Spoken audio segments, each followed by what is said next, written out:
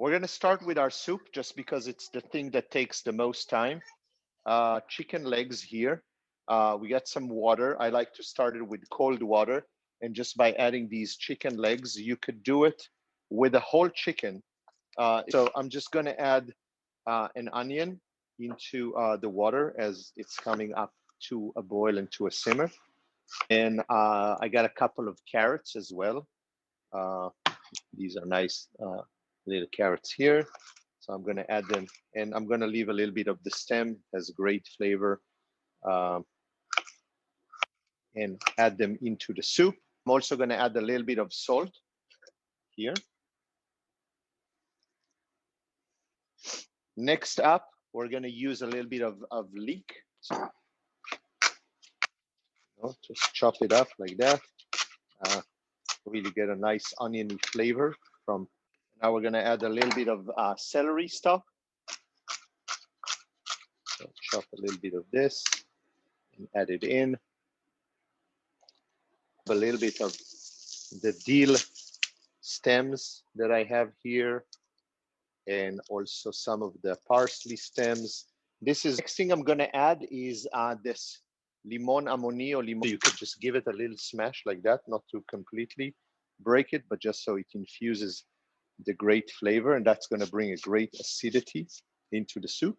The last thing that we're gonna add for now in the soup is our Hios number 27 spice blend. So it's the recipe talks about a 25 to 35 minute cooking, removing it, taking the bones and the meat apart, changes. So I'm gonna take a cup and a quarter of matzah meal and about 2 teaspoons of salt.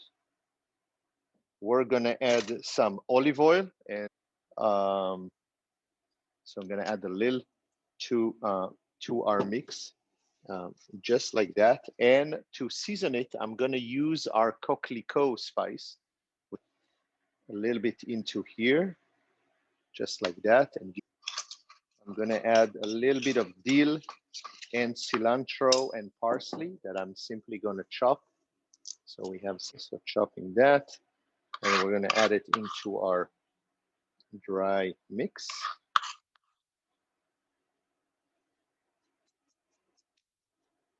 Over this, I'm gonna go and grab a little bit of hot water for us to add into the mix. Good hot water into this, mix it up, creates like a very kind of thick dough-ish.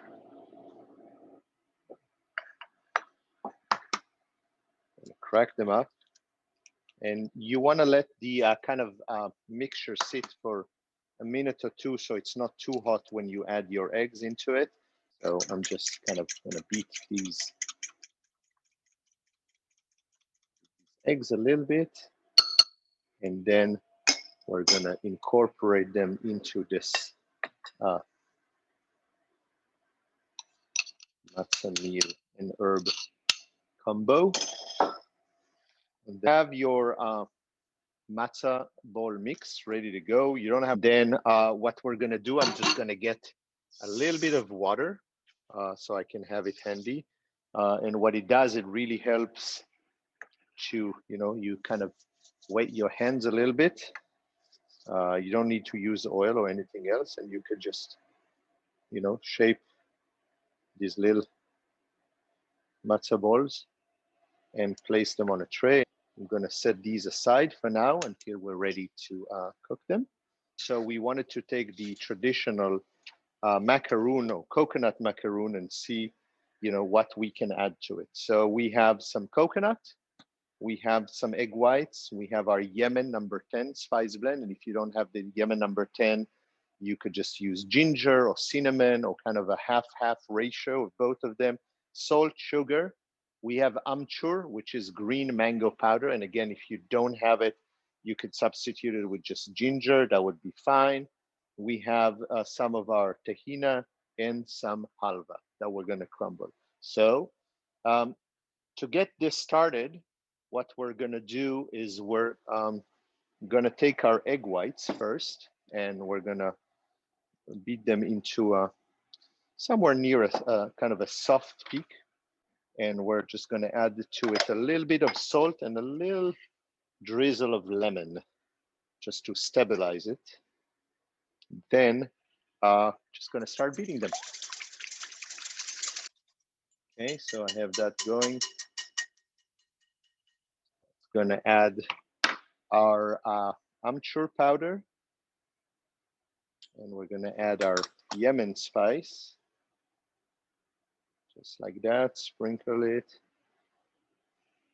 and then just simply crumble our tahina, our halva, I'm sorry. Kind of gently fold it in. Add our sugar. And our tahini egg whites from breaking, from becoming a liquid, kind of giving them a form and a shape, and assuring that your egg whites remain, soft peak or more stiff without breaking. So it's a good. Some people add some citric acid. I don't know if you had that unpleasant experience of, beating egg whites, them being all nice, and then doing 3 extra steps, and all of a sudden you're left with an egg white soup. So this will help assure that this doesn't happen. So I've added all of the ingredients and the coconut.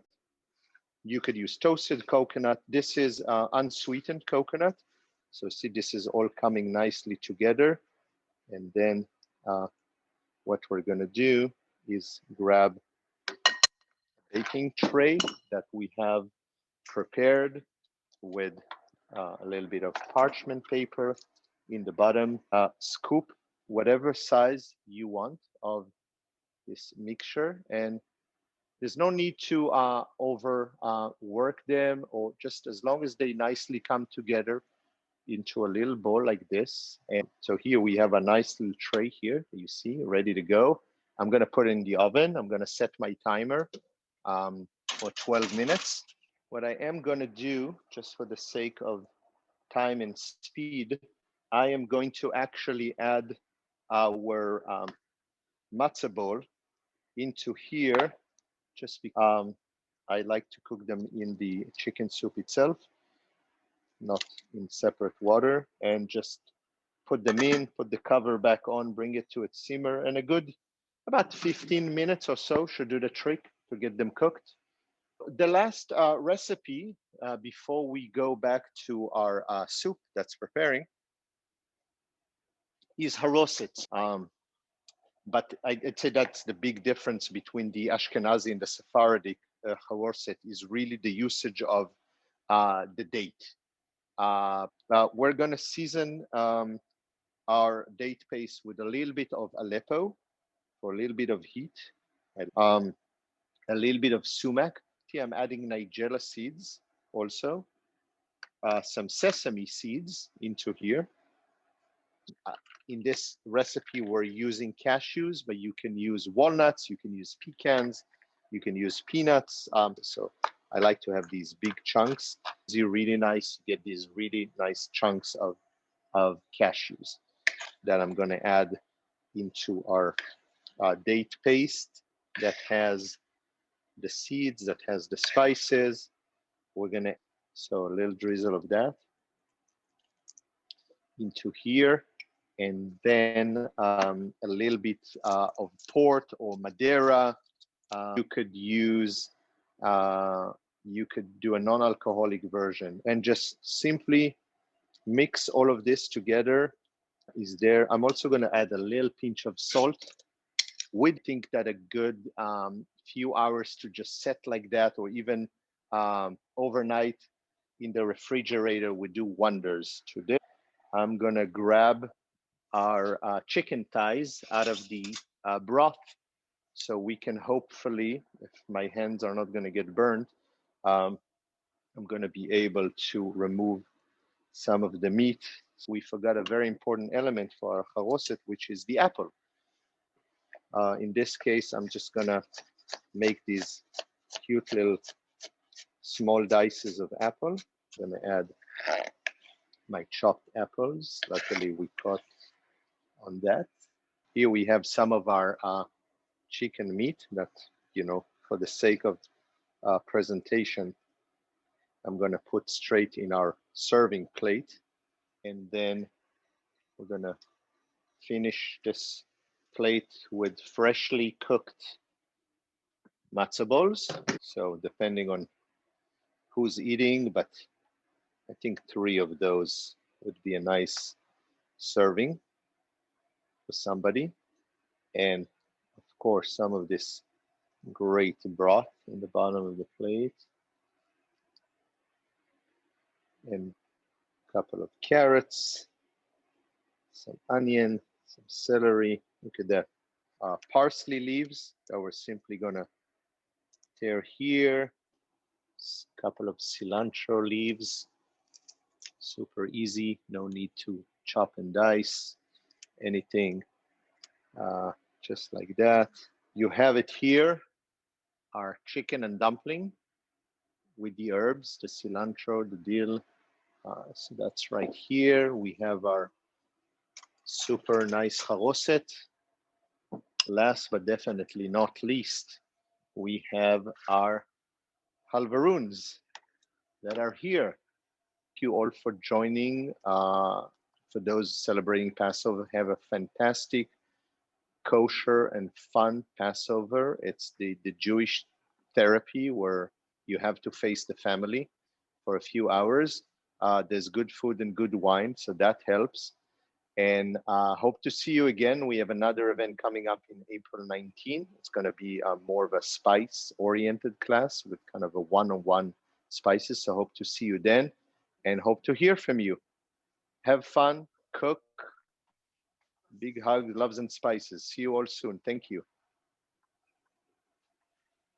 Thank you, everybody. Take care.